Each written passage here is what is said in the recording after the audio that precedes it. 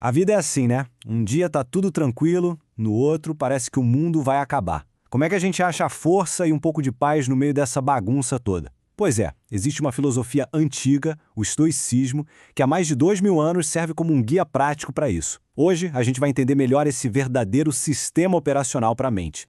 E a grande pergunta é exatamente essa. A vida joga na nossa cara desafios, perdas, reviravoltas, coisas que a gente simplesmente não controla. E aí, como é que a gente mantém o equilíbrio? Como encontrar um propósito quando o futuro é uma grande interrogação? O estoicismo não promete que o mar vai se acalmar, mas ele nos dá um mapa para a gente aprender a pilotar o nosso barco, mesmo na pior das tempestades. E a resposta para isso, olha só, vem lá da Grécia Antiga. E não é nenhuma fórmula mágica que faz os problemas sumirem, tá? A proposta dos estoicos é entregar pra gente duas ferramentas superpoderosas que na verdade já estão aqui dentro. A nossa capacidade de pensar com clareza e a nossa habilidade de aceitar as coisas como elas são. Tá, mas então, na prática, o que é esse tal de estoicismo? É menos sobre teorias complicadas e mais sobre um manual de instruções para a vida, sabe? O objetivo final é a felicidade. Mas ó, não é aquela felicidade de post em rede social, que depende do que está acontecendo do lado de fora. É uma paz que vem de dentro, construída na fortaleza da nossa própria mente. Agora, presta atenção, porque essa aqui é talvez a ideia mais poderosa e libertadora de todo o estoicismo, a dicotomia do controle. É um exercício mental bem simples. De um lado, tem uma lista de coisas que a gente controla, nossos pensamentos, nossas reações, nossas atitudes. Do outro lado, tem todo o resto. A grande sacada dos estoicos é a seguinte: foca 100% da sua energia na primeira lista e aprende a aceitar a segunda. Simples assim. Para entender bem o que é o estoicismo, ajuda a gente a ver o que ele não é.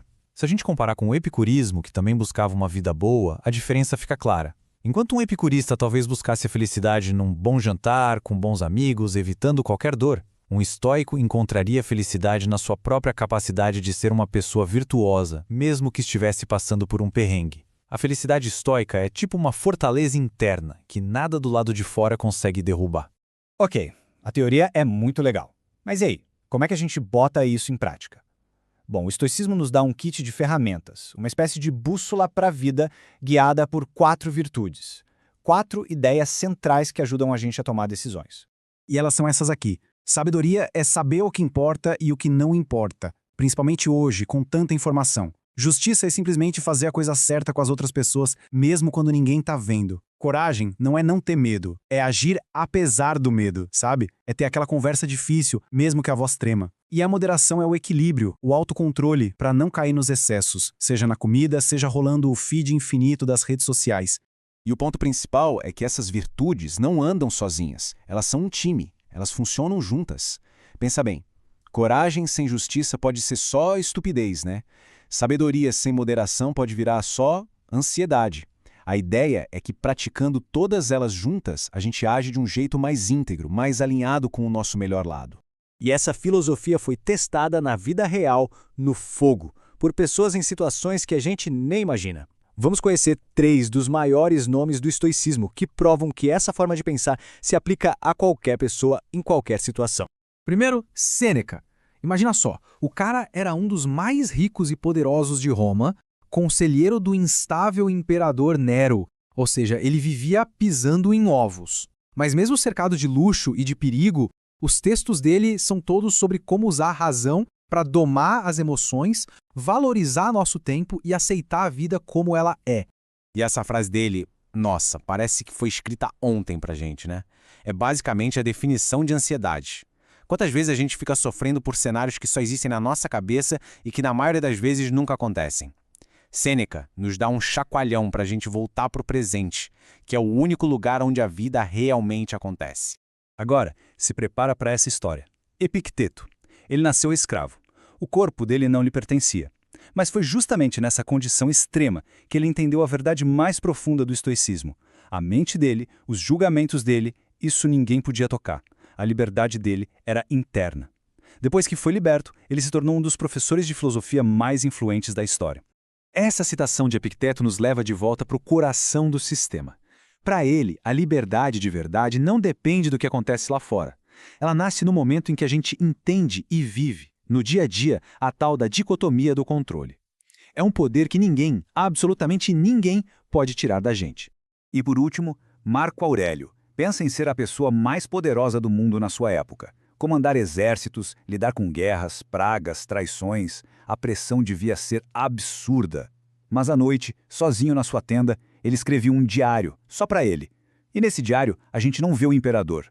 A gente vê um homem, como qualquer um de nós, lutando com seus problemas e tentando ser uma pessoa um pouquinho melhor a cada dia. Essa frase resume a filosofia prática do imperador. O nosso mundo interior é o que colore o mundo exterior. A felicidade não é uma coisa que a gente encontra por aí, por acaso. É algo que a gente cultiva, pensamento por pensamento. É um trabalho que acontece aqui dentro da cabeça. Agora vamos dar um salto de 2000 anos no tempo e chegar nos dias de hoje. Por que uma filosofia tão antiga está voltando com tanta força agora? O que ela tem a nos dizer no meio do caos digital do século XXI? O nosso mundo é acelerado, é barulhento, é cheio de distrações e de pressão por todos os lados. O estoicismo, no meio disso tudo, funciona como uma âncora. É um refúgio, um sistema que nos ajuda a encontrar clareza, calma e uma força que não depende de likes ou se as coisas estão indo bem. E isso se traduz em coisas bem concretas, tá? Gerenciar tempo e atenção. Significa decidir onde você vai colocar seu foco, em vez de deixar o algoritmo decidir por você.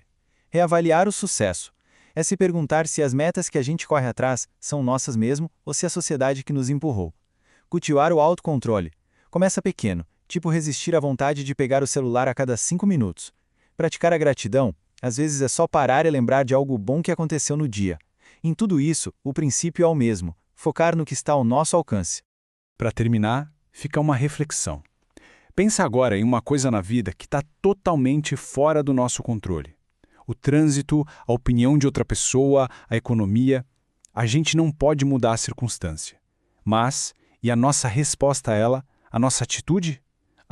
Essa escolha é sempre nossa. E é nessa pequena escolha, repetida todos os dias, que mora todo o poder do estoicismo.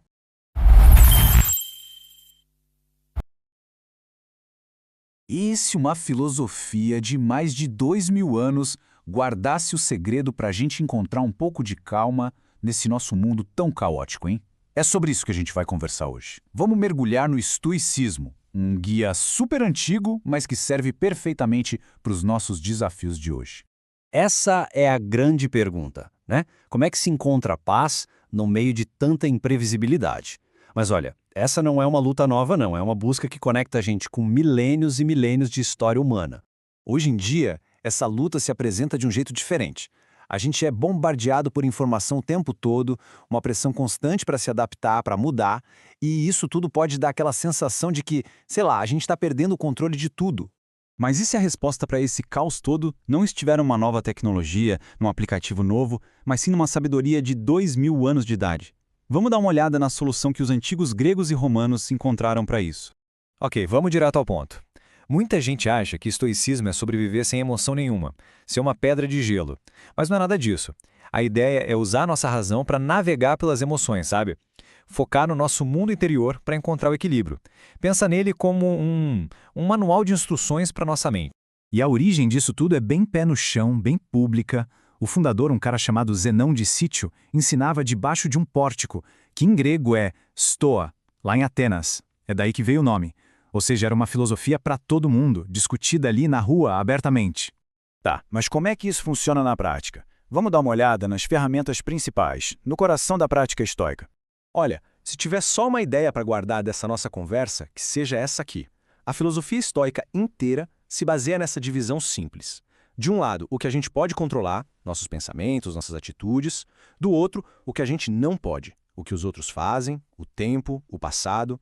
A paz, segundo eles, não vem de tentar controlar o mundo, e sim de controlar a nossa resposta ao mundo. É uma virada de chave. E como guiar as nossas ações? Com base nessas 4 virtudes. Elas funcionam como uma espécie de bússola moral. A sabedoria ajuda a gente a ver as coisas como elas são. A justiça a tratar todo mundo bem. A coragem nos dá força nos momentos difíceis. E a temperança, bom, ela nos mantém no eixo. Juntas, elas são um guia prático para viver bem. Mas isso não era só papo, só teoria. Foi uma filosofia vivida por gente de todo tipo. Literalmente de um escravo a um imperador. Vamos conhecer 3 figuras que são o puro exemplo do poder do estoicismo.